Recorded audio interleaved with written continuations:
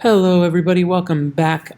Today we're going to start a series on the Armenian Genocide, really one of the worst events of the 20th century, often goes overlooked or in some cases even denied. So let's get into this first video, basically kind of setting up the conditions that are going to eventually lead to this genocide. So I have here a quick history of Armenia. Armenia is very old. I mean, we have people, and I mean, going back to like early Homo sapiens living in this area thousands and thousands of years ago. We have artifacts that go back 5,000 years ago. But as far as like records are concerned, this area starts to kind of come into consciousness under the Persians. We know that it was a satrapy under the Persian Empire, and Cyrus himself had been up in here. Eventually, you do get the creation of the first kingdom of Armenia, which began in the year 321. And as you can see here on the map, I mean, they were right in between the Roman Empire as well as the Parthians, and would also have to deal with Sassanids. However, over time, they would eventually lose their freedom because they're in a pretty, strategic area. They're right by the Black Sea and the Caspian Sea, and lots of empires are looking to expand. And you would have basically, after around the year 500 or so, they would be subject to a variety of empires that would rule them. Here is a picture of one of their original capitals of the First Kingdom of Armenia, Tigranakert, and really beautiful city. You can see all the stonework. You see even over here today decorated for, some modern festivals and stuff. So really impressive things, and something I would actually encourage you to investigate and learn about on your own. Now, the other big thing that's going to be important to understand is Armenia is an intensely Catholic area. Not Catholic, I'm sorry, Christian area. It is the Armenian Apostolic Church. They are going to be a little bit different than Catholicism. That's what I believe I was going for earlier. And they will also have some differences between themselves and the Orthodox Church. It's something as well that you can look at. We're not going to get into the differences of the Armenian Church today, but just understand that the Christian Church in Armenia is really, really important. It would become the official religion of the Armenians under King Tiridates III, who actually initially was persecuting Christians, gets converted, and as a result, he will then convert to Christianity, as I said, and he will also make it the official empire of the country. And that's a big deal. They are one of the first nations in world history to adopt Christianity as their official religion. So that is really, really significant. It is called the Apostolic Church because it is believed that two apostles were very active in spreading the faith here, both the apostles of Bartholomew and Thaddeus. And right there on the right, you see a picture of the Etchmiadzin, maybe, Cathedral, which is the first cathedral ever built in Armenia.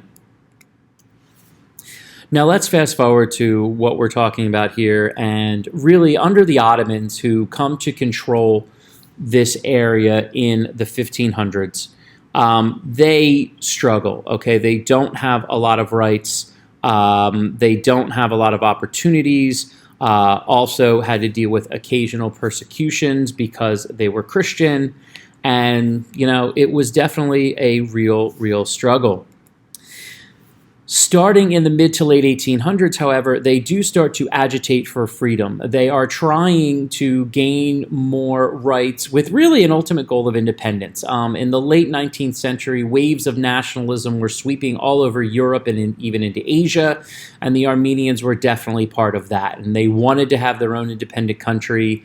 One of the things they try to do is various groups try to get European nations involved to try to help support them, whether that be Russia or even France or Britain. If anybody could support them, and supporting them as Christians, they will hold marches and rallies. But unfortunately, the Sultan does not like that. The Sultan at this time, and we're talking about 1890s, will be Abdul Hamid II.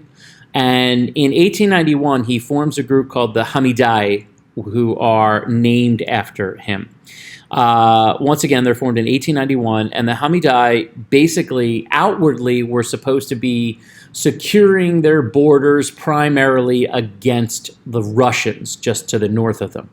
However, we also know that they were formed specifically to put down these waves of nationalism that were going on in the country, not only from, say, the Armenians, but also, say, Assyrian people and Arabs. However, really the Armenians are a main target of them. And we can absolutely see this in the Hamidiye massacres from 1894 to 1895. Basically, the Hamidiye are unleashed on the Armenian population of the Ottoman Empire. And the thing is that Abdul Hamid II really doesn't even monitor them. They're basically giving ultimate freedom. We're not even sure how much Hamidiye was, or Hamid II was even aware of exactly what they were doing. But as you can see on the right, they were killing basically tens of thousands of Armenians. And this is really your first big attack on the Armenian population at this or during this era. I've seen estimates from 40,000 all the way up to 300,000 Armenians are killed. I think it really depends on the source. Easily tens of thousands. I think I've seen a lot of, in my own research, I've seen a lot of numbers around the 70 to 100,000 range, but this is a big moment. This is showing that the Ottomans are in this position to really start to kind of stamp down on the Armenians in order to maintain control. But we're not at genocide quite yet. Briefly, however, in 1908, there was this belief that the atmosphere would change with the rise to power of the Young Turks. The Young Turks, who I've talked about before in other videos, led a coup in 1908 to overthrow the Sultan. This group had expressed a more accepting view of Armenians and were actually in favor of a democratic government. And for the Armenians, they're feeling pretty good. Unfortunately, later on, there is a counter coup, and that coup itself will fail. Eventually, the Young Turks will go away for a little while, but they'll come back in 1913. But what the infighting within the Ottoman government results in is actually blaming Armenians for trying to cause it. And you get what is known as the Adana Massacre, which are a series of pogroms in Adana in which Armenian homes are destroyed, people are killed. Again, estimates somewhere around 15 to 30,000 people are killed. It's actually covered, you see there, by Le Petit Journal in France. And we're seeing this just increasing look to blame Armenians for things. We're seeing increasing amounts of violence against them. And so kind of that attitude is there in 1907 through like 1907, like if we go a little bit further back, like 1895 again through about 1910 here. And we're seeing that mood rise, and it's going to result in some pretty bad things.